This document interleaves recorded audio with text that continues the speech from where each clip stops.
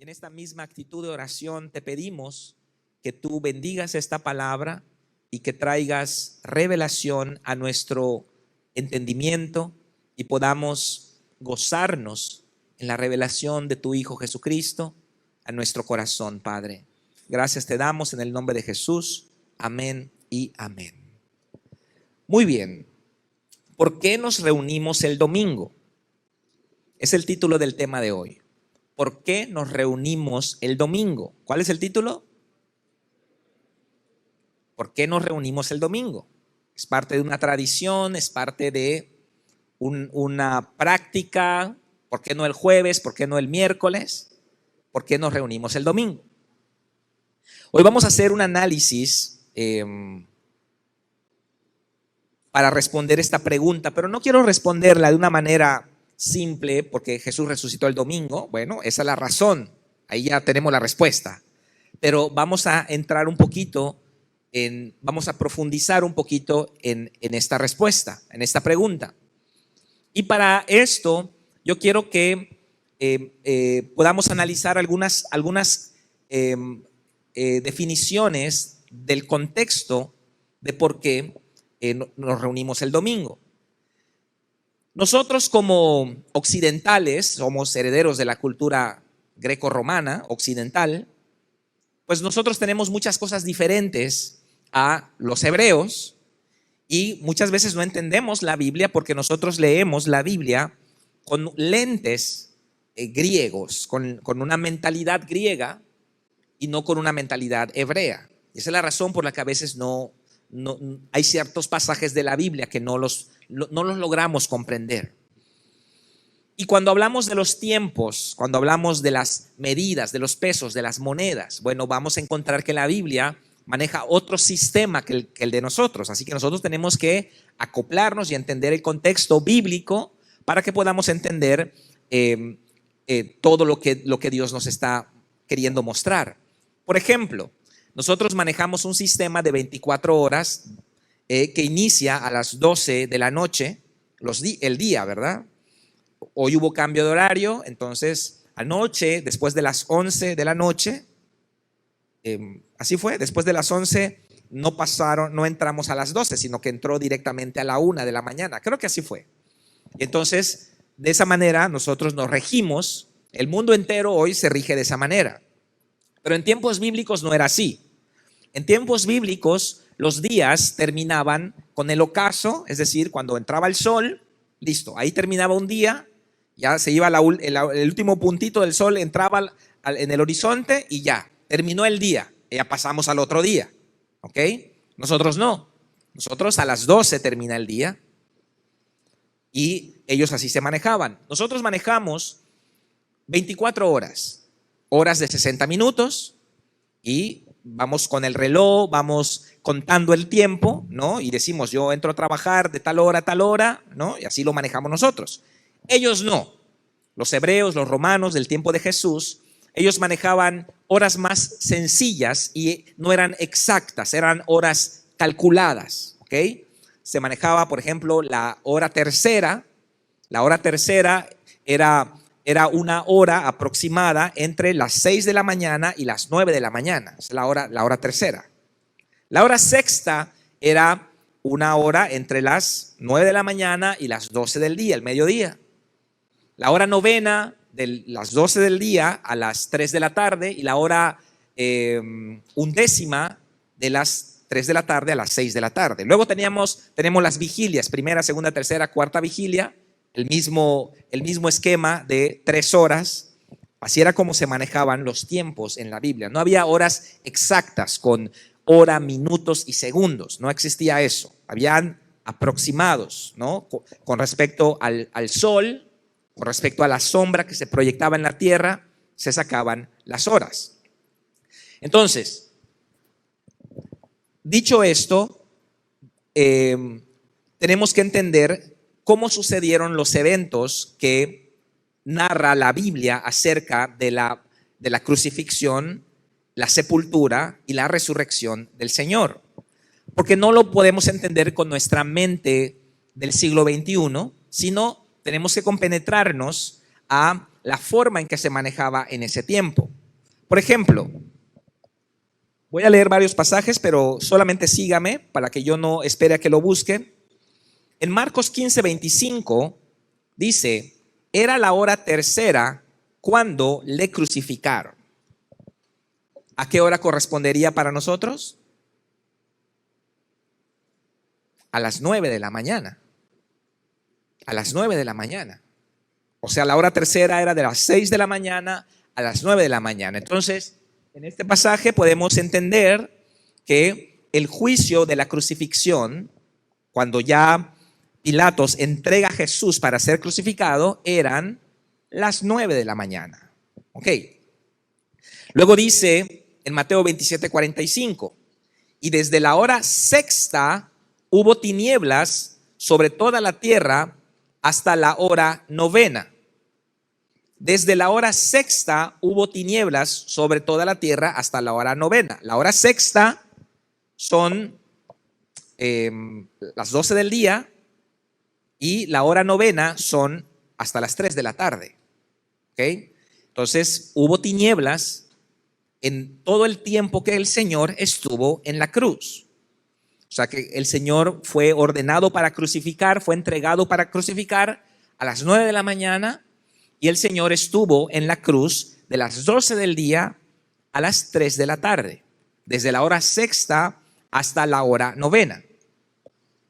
En Mateo 27:46 leemos, cerca de la hora novena, es decir, cerca de las 3 de la tarde, cerca de la hora novena, Jesús clamó a gran voz diciendo, Elí, Elí, lama sabactani. Esto es, Dios mío, ¿por qué me has desamparado? Así que Jesús fallece en la cruz cerca de las 3 de la tarde, cerca de la hora novena.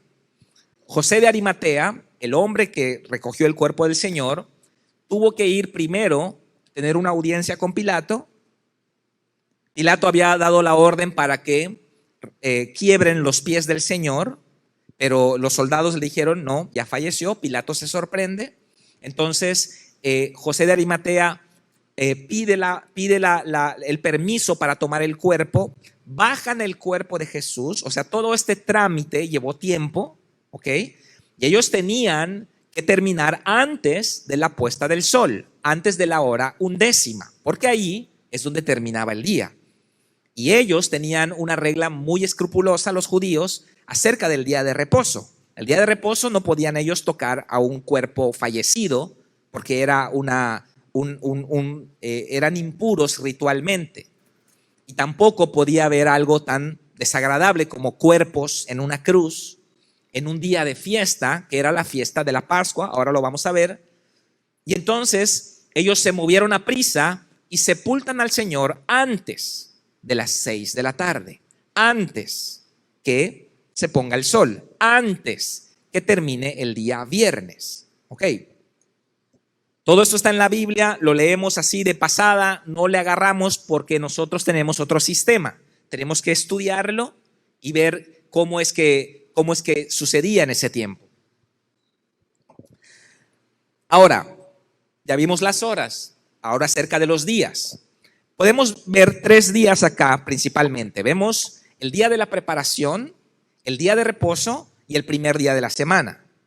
El día de la preparación corresponde al día viernes, el día de reposo corresponde al día sábado, como sabemos, y el primer día de la semana es el inicio de un ciclo nuevo, es decir, empieza nuevamente la semana. La semana, hermanos, es extraída directamente del proceso creativo de Dios en Génesis 1. Por ejemplo, todos sabemos que el día está regido por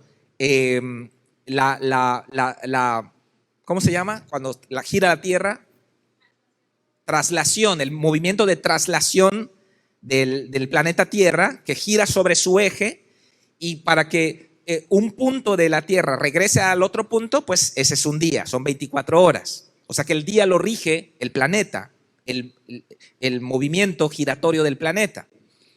Bueno, sabemos que los meses son regidos por la luna. La luna también tiene sus fases. Nuestro calendario Evidentemente no es lunar, es un calendario solar, pero hay otros calendarios como el calendario de ellos, hebreos, es un calendario lunar, es decir, que la luna rige los meses. Para nosotros no, por eso ustedes ven que Semana Santa siempre cae en distintos tiempos, porque nuestro calendario no es lunar y la Semana Santa, la Pascua, va regida por la luna. ¿Cuándo es la Pascua? Bueno, después del equinoccio de primavera, es decir, el 21 de marzo, cuando termina el invierno, inicia la primavera, la siguiente luna llena, el siguiente domingo, esa es la Pascua. Esa es el domingo de resurrección. Así es como se rige, de acuerdo a la luna. Nosotros no ponemos una fecha como 16 de septiembre, Día de la Independencia, que es una fecha fija y cada año cae en distintos días, lunes, miércoles, jueves. En el calendario lunar no sucede eso. En el calendario lunar siempre cae todo el mismo día. El día 14 de Nisan, que es en el calendario hebreo donde sucedía la Pascua, el 15 de Nisan, siempre caía Shabbat, caía en sábado. Siempre es así. No hay variación de días como en nuestro calendario. El calendario hebreo no es un calendario solar, es un calendario lunar. Nuestro calendario, el calendario gregoriano que manejamos, es un calendario solar. Lo determina el tiempo en que tarda la Tierra en darle la vuelta alrededor del Sol en toda su órbita. Un año es el tiempo que tarda la Tierra en girar alrededor del Sol. Entonces, el día es el tiempo que tarda la Tierra en girar sobre su eje. Los meses son regidos por la luna. El año y las estaciones son regidos por la posición del planeta Tierra alrededor de la órbita del Sol. Okay, así funciona nuestro calendario. Pero la semana, ¿de dónde salió la semana? ¿Qué evento astronómico puede definir la semana? No se sabe, no hay nada, no hay ninguna medición, no hay ningún fenómeno en el cielo que digamos, la semana se rige por eso. Porque la semana la rige la palabra de Dios. Los 7 días de la semana de la creación son los 7 días que hay. Los franceses allá en el siglo XVIII, los soviéticos a principios del siglo XX quisieron cambiar la semana. Ellos dijeron, como eran sociedades ateas, ellos dijeron, bueno, vamos a cambiar la semana, vamos a ponerle 10 días a la semana. Porque el principio de los soviéticos, de los comunistas, era sacar a Dios de todo recóndito de la sociedad. Entonces ellos prohíben el cristianismo, queman las Biblias, destruyen las iglesias, prohíben todo lo relacionado con Dios. Pero ¿qué hacen con la semana? ¿Qué hacen con la semana? ¿Cómo quitan la semana? La semana viene de la Biblia. Entonces ellos dicen, bueno, vamos a destruir la semana, ponen una semana de 10 días y en menos de un año es un fracaso total, se desfasa todo, la gente protesta, las estaciones del año se tergiversan, todo quedó mal. Entonces regresaron al modelo de la semana, reconociendo la semana de la creación. Así que, pues la semana viene de la Biblia, no viene de ninguna otra parte, sino de la palabra de Dios. Entonces, en la semana de la Biblia, en la semana hebrea, tenemos el primer día de la semana, el segundo día de la semana, tercer, cuarto, quinto, sexto día y el Shabbat es el séptimo día. El séptimo día se le llama Shabbat, sábado, día de reposo, un día sagrado para Israel. Y el domingo, que nosotros llamamos domingo, es el primer día de la semana. Nosotros tenemos la semana romana porque los nombres de la semana corresponden a deidades romanas. Okay. Lunes es luna, la adoración a la luna. Martes, Marte. Miércoles, Mercurio. Jueves, Júpiter. Viernes, Venus. Y así son igual los meses son romanos porque corresponden a deidades romanas. Y sin embargo las seguimos usando. Ok. Pero el Shabbat, sábado, viene de la Biblia. De el principio de que Dios, el creador, descansa el séptimo día. Descansó el séptimo día y estableció el día de reposo. Ahora, ¿por qué los cristianos nos reunimos el domingo? Ok, vemos estos 3 días importantes en el relato de la crucifixión del Señor. Vemos el día de la preparación, ¿ok? Que corresponde al día viernes, es decir, era un día donde la gente se preparaba. ¿Para qué? Para el Shabbat, para el sábado. La ley judía establecía que usted no podía caminar cierto número de pasos. Usted no podía hacer ciertos trabajos y, por ejemplo, pues tenemos que, no sé, pasándolo a nuestro contexto, si fuésemos judíos y el Shabbat todo se cierra, pues hay que ir a la tienda y llenar la despensa. Entonces era el día de la preparación. La gente estaba corriendo ese día porque al día siguiente ya no pueden hacer nada. ¿Ok? La preparación. Entonces ellos habían hecho muchas leyes ridículas, la verdad, porque ellos tenían cierto número de pasos. Decían, tú no puedes caminar fuera de tu tierra en Shabbat, por ejemplo, por decirlo así, 200 pasos, es lo máximo que puedes caminar. Entonces el día de la preparación lo que ellos hacían, agarraban tierra de su terreno, caminaban 200 pasos y echaban tierra, otros 200 pasos y echaban tierra para que allá se cumpla, ¿no? Entonces llegaba a 200 pasos, ya estoy en mi tierra. Vuelve a contar, ¿no? Y contaban otros 200 pasos. Ese tipo de cosas hacían. Lo cierto es que estos días también están en la Biblia. En Juan 19:31 dice así: entonces los judíos, por cuanto era la preparación de la Pascua, es decir, viernes, a fin de que los cuerpos no quedasen en la cruz en el sábado, pues aquel sábado era de gran solemnidad porque no solamente era un Shabbat como cualquier otro Shabbat, sino que era Shabbat con Pascua, es decir, un día de gran solemnidad. Rogaron a Pilato que les quebrase las piernas y fuesen quitados de ahí. Marcos 15:42, mire lo que dice: y ya al atardecer, como era el día de la preparación, es decir, la víspera del sábado. Era el día de la preparación, la víspera del sábado, es decir, el viernes. Otras referencias serían Mateo 27:62, Lucas 23:54, Juan 19:14 y 42. Así que Jesús muere en la cruz el viernes cerca de las 3 de la tarde. Hubo tinieblas de las 12 del día a las 3 de la tarde. El Señor fallece en la cruz, viernes a las 3 de la tarde. José de Arimatea hace los trámites para poder tomar el cuerpo de Jesús antes de que caiga la noche. Y entonces José de Arimatea sepulta al Señor el viernes, no lo dice la Biblia, cerca de finalizar el día. ¿Okay?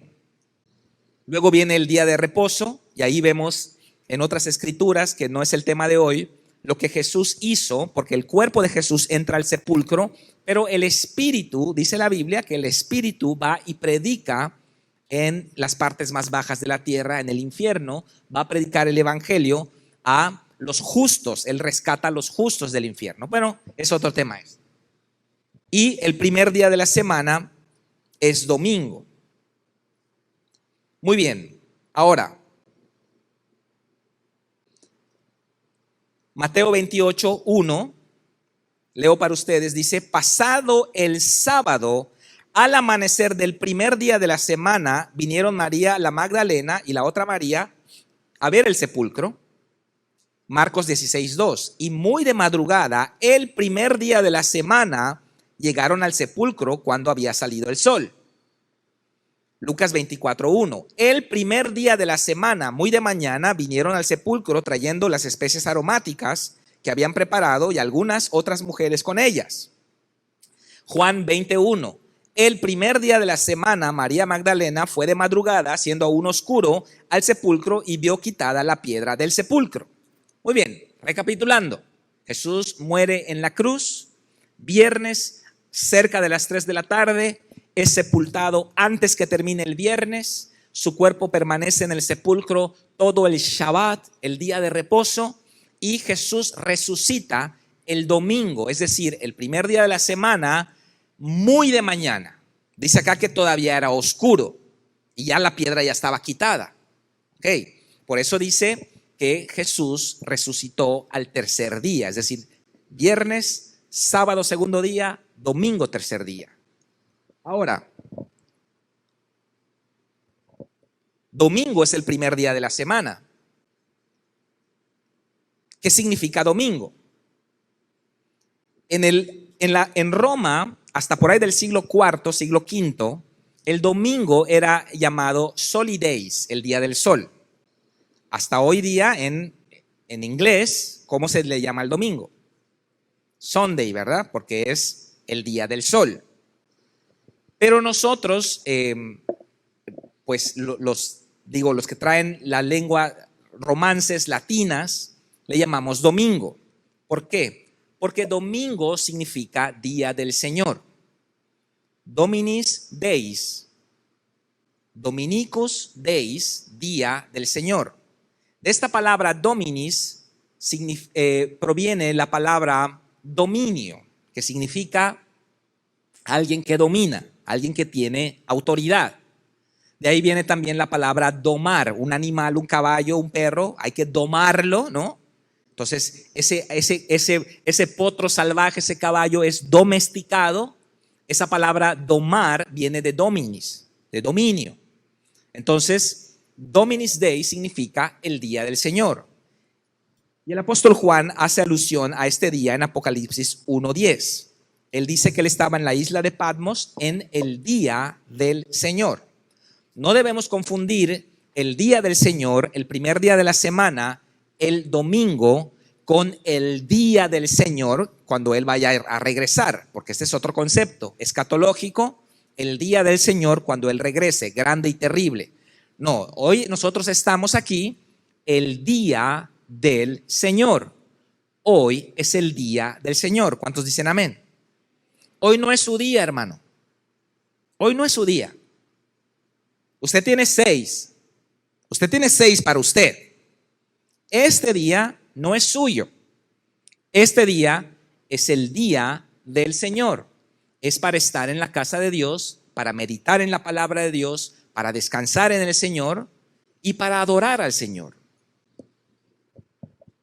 El emperador Constantino, en el siglo IV, él estableció que el día del sol, el Soli Dei, que le llamaban todavía en ese tiempo, iba a ser un día de reposo. Porque Constantino, ustedes saben que él simpatizaba mucho con el cristianismo y entonces él estableció ese día como un día de descanso. Las cortes cerraban ese día, las oficinas gubernamentales cerraban ese día, el ejército no laboraba ese día y todas las personas descansaban ese día. ¿Por qué? Porque ya los cristianos venían teniendo esta práctica. Es mentira, hermanos, lo que muchas personas dicen hoy en día, que nosotros nos reunimos el domingo porque tenemos una tradición católico-romana. Es mentira.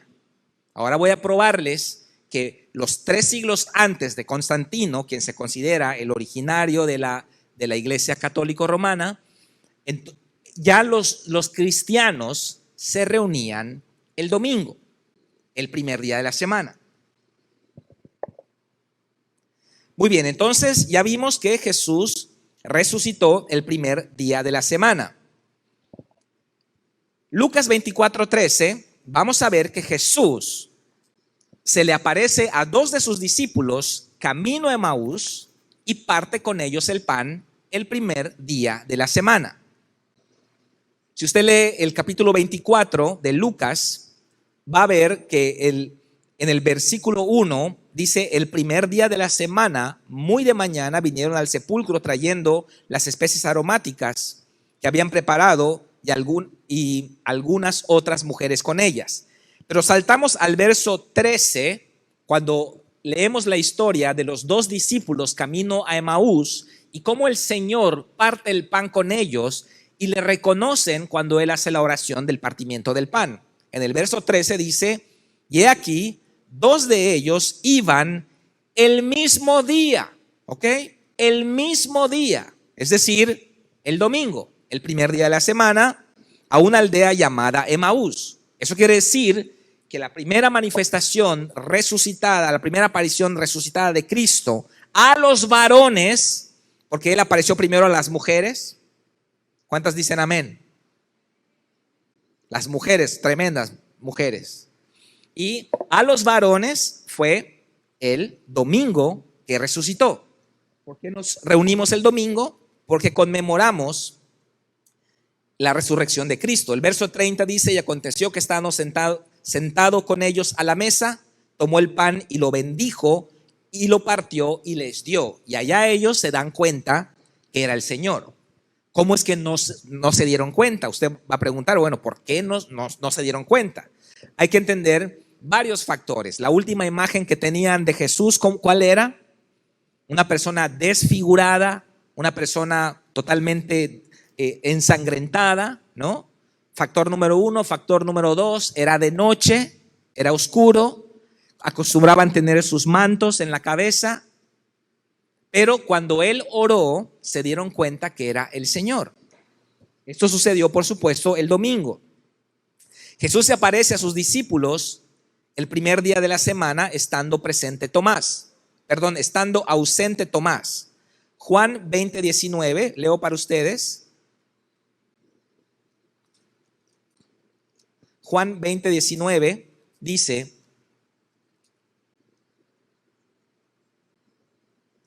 cuando llegó la noche de aquel mismo día, y mire lo que hace Juan, el primero de la semana. No estamos hablando del día que resucitó, ya estamos hablando de la siguiente semana. O sea que Jesús se apareció domingo la primera vez, domingo la segunda vez. Cuando llegó la noche de aquel mismo día, el primero de la semana, estando las puertas cerradas en el lugar donde los discípulos estaban reunidos por medio de los judíos, vino Jesús y puesto en medio de ellos, dijo: paz a vosotros. ¿Sucedió cuándo? El primer día de la semana. No estaba Tomás, estaba ausente Tomás. Ahora, Jesús aparece 8 días después, es decir, domingo, estando presente Tomás. Juan 20:26 dice: 8 días después, es decir, el siguiente domingo, estaban otra vez los discípulos dentro y con ellos Tomás. Llegó Jesús estando las puertas cerradas y se puso en medio de ellos y les dijo: paz a vosotros. Y la tercera vez es en el mar de Tiberias. Ahí no dice, pero podemos asumir, porque ya viene apareciendo Jesús los domingos, que posiblemente en el mar de Tiberias, dice que la tercera vez, en el verso 14, era ya la tercera vez que Jesús se manifestaba a sus discípulos después de haber resucitado de los muertos. Es decir, no dice, pero podemos asumir que también fue domingo. Okay. ¿Por qué nos reunimos el domingo? Porque Jesús resucitó el domingo. Jesús se le apareció a sus discípulos ¿cuándo? El domingo. Partió con ellos el pan el domingo, el día del Señor. No lo hizo el sábado, el Shabbat, no lo hizo el miércoles, lo hizo el domingo. Y aunque no existe un mandamiento, digamos, en la ley de Dios que, digamos, vamos a ser legalistas y ahora el domingo es el día sagrado, no, porque no hay días sagrados ahora, estamos en el nuevo pacto, pero sí es una hermosa tradición apostólica inaugurada por el mismo Jesús de reunirse el domingo. Ahora, los apóstoles se reunían el primer día de la semana. Hechos 27 dice: el primer día de la semana, es decir, domingo, reunidos los discípulos para partir el pan, Pablo les enseñaba habiendo de salir al día siguiente y se alargó el discurso hasta la medianoche. ¿Ya ven, hermanos? Algunos se quejan que yo tardo. Ahí Pablo tardó hasta la medianoche, hermano. ¿Por qué tardó hasta la medianoche Pablo? Porque sabía que nadie iba a trabajar ese día. Ellos habían reservado el primer día de la semana y Pablo utilizaba, todos los cristianos de ese tiempo del primer siglo utilizaban ese día para reunirse. Y dice también que partían el pan. Hechos 27.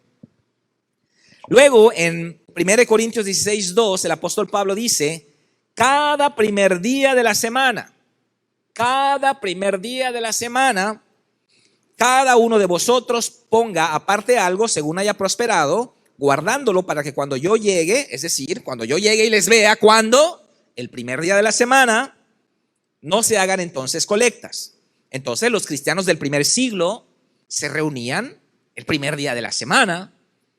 No nos reunimos el domingo como una institución de Constantino en el siglo IV. Constantino instituye el domingo como un día, digamos, para no laborar, porque ya los cristianos venían de 3 siglos atrás reuniéndose los domingos. Entonces es la razón por la que nos reunimos los domingos. ¿Cuándo llegó el Espíritu Santo, hermanos, en Pentecostés? Un domingo. Un domingo llegó. Porque ¿qué es Pentecostés? Es la fiesta de las 7 semanas, ¿no es cierto?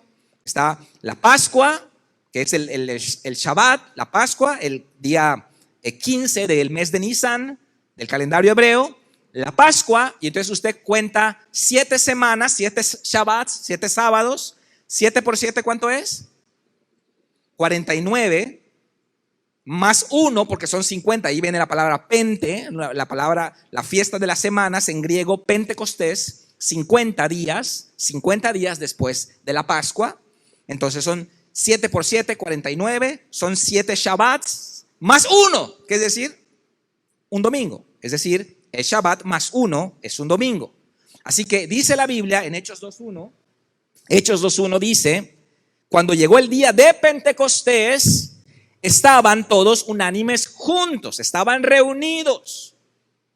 O sea que la costumbre de reunirse domingos fue instituida por el Señor primeramente en su manifestación como resucitado, apareciéndoseles a los discípulos el domingo para partir el pan, y luego ellos continuaron esta hermosa tradición apostólica de juntarse el domingo. Esa es la razón por la que nosotros hoy, 21 siglos después, nos seguimos reuniendo el domingo.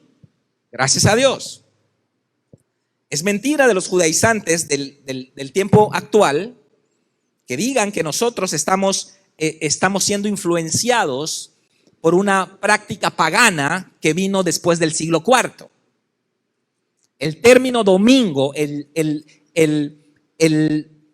la palabra domingo, ciertamente sí apareció por ahí del siglo IV, siglo V. Pero ¿qué es esa palabra? Simplemente es la versión latina de la frase el día del Señor. El día del Señor poco a poco fue cambiándose por la frase el primer día de la semana. Entonces hoy es domingo, Dominis Deis, día del Señor. Para nosotros, los cristianos, es el día para reunirnos, es el día para partir el pan, es el día para adorar a Dios, para presentarle al Señor nuestros diezmos y ofrendas. Es el día del Señor. Incluso hay referencias extrabíblicas que dicen lo mismo. Hay un documento llamado Didacté, que es el escrito extrabíblico más antiguo, que data del siglo II. En ese escrito dice: reúnanse el día del Señor, partan el pan y celebren la acción de gracias. Ignacio de Antioquía fue un discípulo directo del apóstol Juan. En el año 110 después de Cristo, él escribió: si los que se habían criado en el antiguo orden de cosas vinieron a la nueva esperanza, no guardando ya el sábado, sino viviendo según el día del Señor, día en el que surgió nuestra vida por medio de él y de su muerte. Carta a los Magnesios 9.1. Es un documento histórico extrabíblico. Justino mártir, que vivió entre los años 100 y 164, segundo siglo, en su primera apología, en el capítulo 67 dice: el día que se llama Día del Sol, tiene lugar la reunión en un mismo sitio, todos los que habitan en la ciudad o en el campo. Celebramos esta reunión general, el Día del Sol, por ser el día primero en que Dios, transformando las tinieblas y la materia, hizo el mundo, y el día también en que Jesucristo, nuestro Salvador, resucitó de los muertos. Apología 1.69. En el siglo III, el teólogo Orígenes escribe: si se nos opone que estamos acostumbrados a observar ciertos días, como por ejemplo el día del Señor, el primer día de la semana. Y Jerónimo de Estridión, el que escribió Estridón, perdón, el que escribió la Vulgata Latina, la primera Biblia traducida a latín. Él escribió entre el siglo IV, los paganos lo llaman Día del Sol y debemos reconocerlo como tal con mayor voluntad, puesto que en ese día apareció la luz del mundo y en ese día amaneció el sol de justicia, es decir, Jesucristo. Muy bien, esa es la razón bíblica, histórica, apostólica de por qué nos reunimos el domingo. Ahora, muchos van a alegar que estamos violando el cuarto mandamiento porque el cuarto mandamiento especifica claramente que nos debemos de guardar el Shabbat, el séptimo día, y que estamos en rebeldía a los 10 mandamientos. Pero no es así. No es así porque el Shabbat en el Antiguo Testamento correspondía ciertamente a un día de 24 horas, de una puesta del sol a la siguiente puesta del sol. Más ahora en el Nuevo Pacto, el Shabbat significa nuestro estado espiritual en Cristo Jesús. En otras palabras, hermanos, tengo 26 años en el Shabbat de Dios, en el reposo de Dios, porque ya descansé de mis obras. Ahora ando en Cristo, ando en el Espíritu, ahora estoy viviendo en el Shabbat. Así que el Shabbat ahora no es un día sábado de 24 horas, es un estado espiritual en Cristo. Más por costumbre, no como un día sagrado, sino por costumbre apostólica, nos reunimos el domingo. Muy bien, ¿qué debemos hacer el domingo? Siguiendo toda esta fundamentación bíblica, histórica, apostólica que hemos establecido, ¿qué debemos hacer el domingo? Bueno, el Señor nos dejó ejemplo para que sigamos sus pasos. Los apóstoles que establecieron las doctrinas fundamentales para la iglesia lo hicieron también. Este es el día del Señor, no como un mandamiento legalista, sino como una hermosa tradición apostólica enseñada por el Señor y luego por los discípulos. El domingo, hermanos, es día para ir a la iglesia. No es su día, no es de usted ese día, es del Señor. Es un día para ir a la iglesia, es un día para adorar al Señor, escuchar su palabra, presentarle nuestros diezmos y ofrendas. Debemos de separar el día de hoy, el día del domingo, dejar nuestros asuntos a un lado, estar con la familia de la fe primeramente, con la familia biológica también, meditar en el Señor, pasar en la tarde un tiempo de lectura bíblica, contemplar la creación, porque el primer día de la semana es el primer día de la creación, donde Dios separa la luz de las tinieblas, y nosotros también ahora celebramos la recreación, la nueva creación en Cristo Jesús. Y también partimos el pan el domingo. Esta costumbre sí que la hemos perdido un poco, el partimiento del pan. Ellos utilizaban el domingo para partir el pan. Y nosotros, bueno, lo hacemos 3, 4, 5 veces al año. Hoy corresponde el partimiento del pan. Así que hoy vamos a ser completamente, hermanos, completamente bíblicos. Completamente vamos a alinearnos a la iglesia del siglo I. Porque hoy vamos a partir el pan. Vamos a unirnos al nuevo pacto, o más bien vamos a reafirmar nuestra estadía en el nuevo pacto. Muy bien. ¿Qué es lo que se hacía en ese tiempo? Vamos a 1 Corintios 11, 27, 32. El partimiento del pan, la Santa Cena o la Cena del Señor, como cualquiera de esas 3 formas podemos llamarle, porque las 3 son bíblicas, es la ceremonia más solemne del cristianismo. Porque el partimiento del pan es la evolución de la Pascua. Ya hablamos de la Pascua, ¿verdad? ¿Cuándo comió Jesús la cena de Pascua con sus discípulos? Ya que estudiamos acerca de los días. ¿Alguien puede decirme? ¿Cuándo comió Jesús la cena de Pascua? Dice la Biblia la noche que fue entregado. Y el día jueves terminó en la tarde, y cuando era de noche ya era día viernes. Así que Jesús cena la cena de Pascua con sus discípulos la noche que fue entregado. ¿Ok? El día de la preparación. ¿Qué es lo que cenó Jesús? La Pascua. ¿Qué es la Pascua? Bueno, es la fiesta que conmemoraba la salida de Israel de Egipto. Y entonces ellos tenían que celebrar cada año la Pascua para que se renovara el pacto con las siguientes generaciones. Así que la Pascua tenía un triple propósito para el pueblo de Israel. Si imaginamos que esta plataforma es una línea de tiempo y ahí está el pasado, aquí está el presente y ahí está el futuro, vamos a verlo de esa manera. En la Pascua los israelitas miraban hacia el pasado. Miraban hacia el pasado y ellos, ¿qué hacían? Recordaban que fueron esclavos en Egipto. Recordaban que fueron liberados por Moisés, cruzaron el Mar Rojo, etc. Y ellos miraban hacia el pasado al celebrar la Pascua, año tras año. En la Pascua, para los que son recientes, se sacrificaba un cordero y la sangre del cordero se ponía en los marcos de las puertas. Y esa sangre era la señal para que el ángel de Jehová no ejecutara sus juicios sobre esa casa.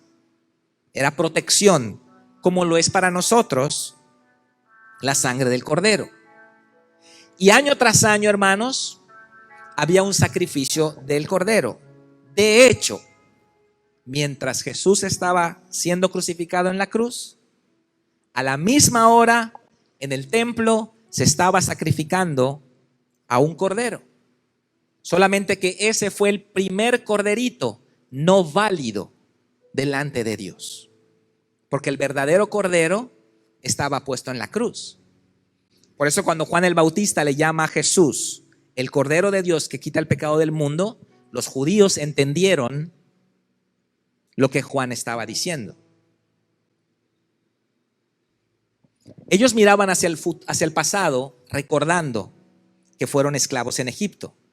Pero también comían la Pascua para reafirmar el pacto con Dios para las nuevas generaciones. Los niños iban a preguntar a los papás. Los papás contaban la historia y los niños entraban al pacto de Dios. Pero también miraban hacia el futuro, hermanos. ¿Qué miraban hacia el futuro? La venida del Mesías.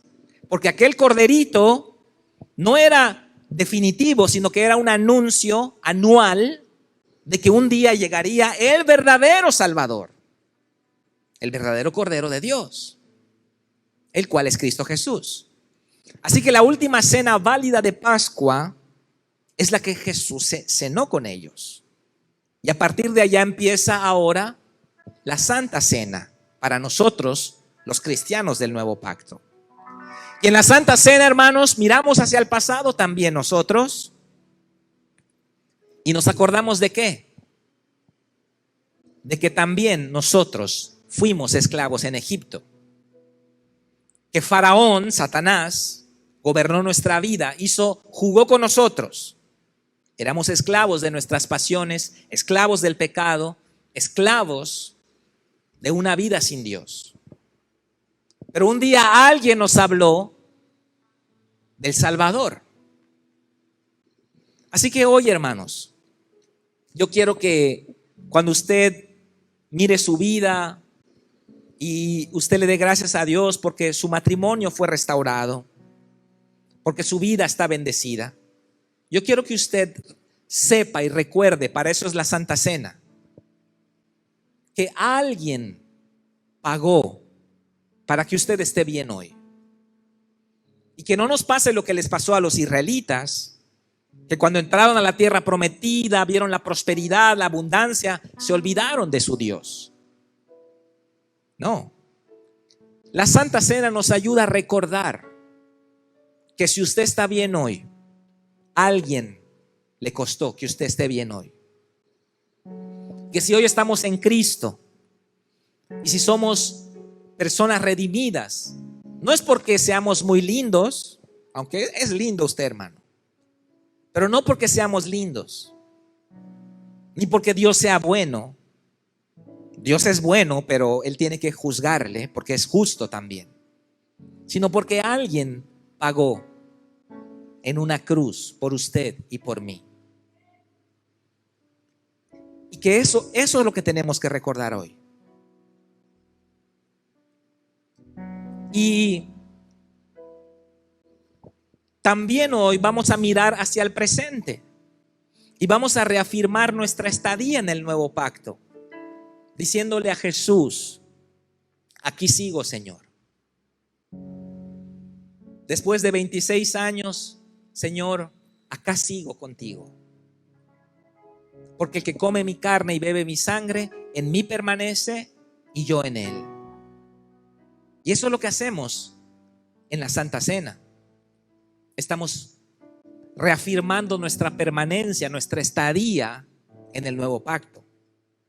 Porque la vida cristiana no se trata, como dice la Biblia, del fuerte, del rico, del veloz.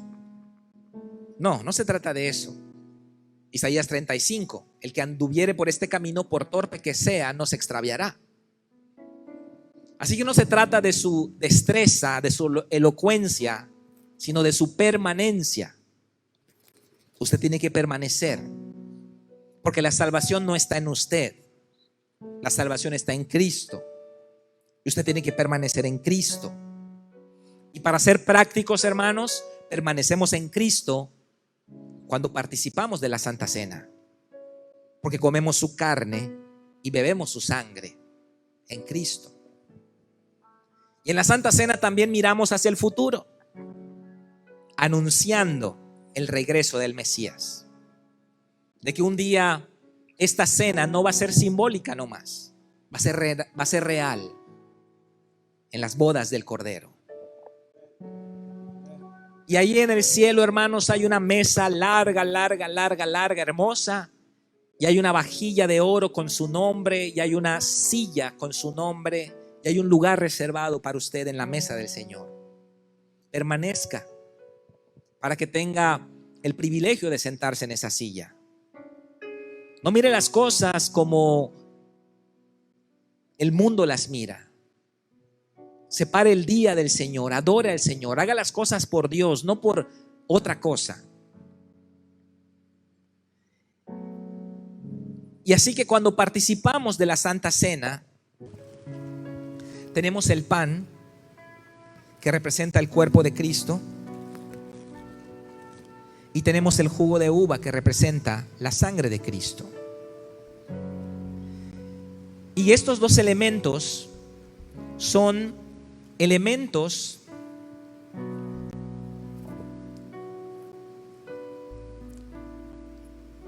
más que simbólicos. No creemos en la transubstanciación, que el pan se convierta físicamente en el cuerpo de Cristo. Solamente es un vehículo, es un símbolo. Pero es mucho más que eso, hermanos. Es una forma en que nosotros vamos a entrar al reino de Dios. El término acá teológico es sacramento. Sacramento. Nosotros los cristianos solo reconocemos dos sacramentos que están en la Biblia: el bautismo y la Santa Cena. ¿Qué significa un sacramento? Significa un medio para ser santo, un medio para alcanzar santidad. O sea que Dios, en nuestra debilidad, nos permite que a través de un medio físico como es el pan, nosotros participemos del cuerpo de Cristo. Porque aquí en la tierra, yo tengo acá pan y tengo jugo de uva físicos, pero en el cielo están las realidades espirituales. Entonces este pan va a vincularse con el cuerpo de Cristo, y este jugo de uva, este vino, va a vincularse con la sangre de Cristo. ¿En dónde? En la atmósfera, en la esfera de la Santa Cena. Ahora que oremos, vamos a entrar a la esfera del reino de Dios. Y usted va a tener acá en su en su mano un elemento físico. Sacramento significa sacro, santo, mentum, medio para ser santo. Vamos a tener un medio que por medio de la fe el Espíritu Santo conecta con una realidad espiritual en el reino de Dios, que es el cuerpo de Cristo. Así que yo en la tierra estoy acá físicamente, como pan y tomo vino.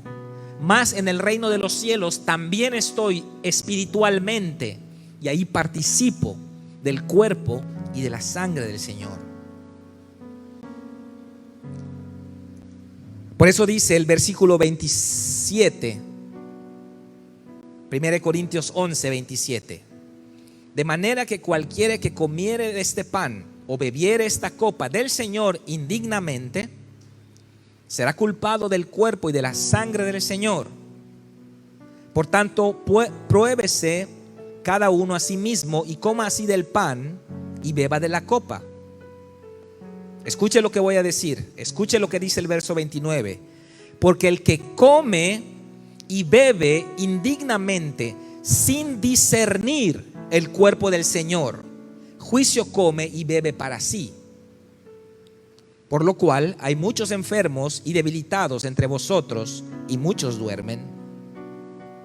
Si pues nos examinásemos a nosotros mismos, no seríamos juzgados. Mas siendo juzgados, somos castigados por el Señor, para que no seamos condenados con el mundo. Discernir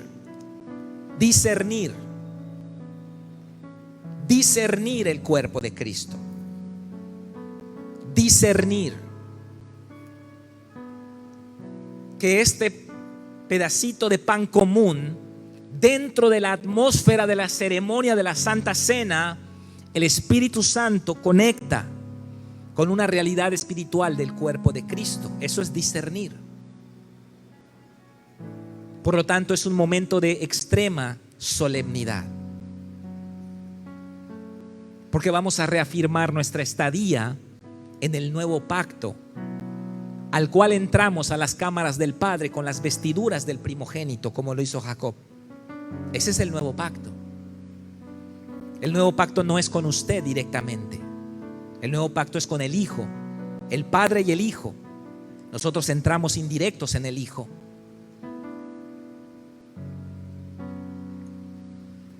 Así que vamos a ponernos de pie esta mañana